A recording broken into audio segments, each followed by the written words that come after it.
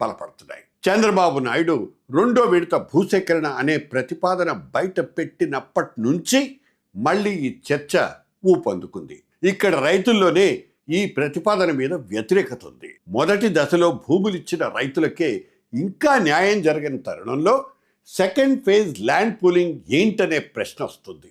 అప్పటి నుంచే సోషల్ మీడియాలో డెవలప్మెంట్ వర్సెస్ భూసేకరణ నినాదాలు, వివాదాలు మళ్ళీ పీక్స్కి చేరాయి. ఇంతలోనే వైఎస్ జగన్మోహన్ రెడ్డి మావిగన్ అంటూ సరికొత్త క్యాపిటల్ కారిడార్ ప్రతిపాదనని తెర మీదకు తెచ్చారు. ఇక అక్కడి నుంచి రాజధాని భవిష్యత్తు మీద అనేక సందేహాలు మొదలయ్యాయి.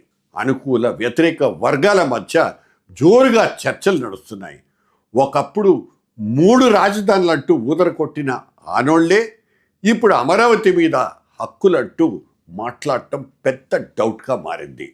ఇది చూస్తే సామాన్య జనం మాత్రం ఈ పొలిటికల్ మైండ్ గేమ్ చూసి విసిగిపోతున్నారు. అయితే అమరావతి వ్యవహారంలో మళ్ళీ జోక్యం చేసుకోవడానికి వైసీపీ ఎందుకు ప్రయత్నిస్తోందన్నదే ప్రశ్న. ఈ మధ్యే అక్కడ రైతులంతా స్వయంగా వెళ్ళి వైఎస్ జగన్మోహన్ రెడ్డిని కలిశారు. తమకు జరుగుతున్న అన్యాయం గురించి గోడు వెళ్ళబోసుకున్నారు. ఈ భేటీలు, చర్చలు వైరల్గా మారాయంటే ఇందులో ఎంతో కొంత పొలిటికల్ ఎలిమెంట్ ఉండబట్టే కదా కొంతమంది రైతులు తమకు న్యాయం జరగటం లేదని భావిస్తున్నారు.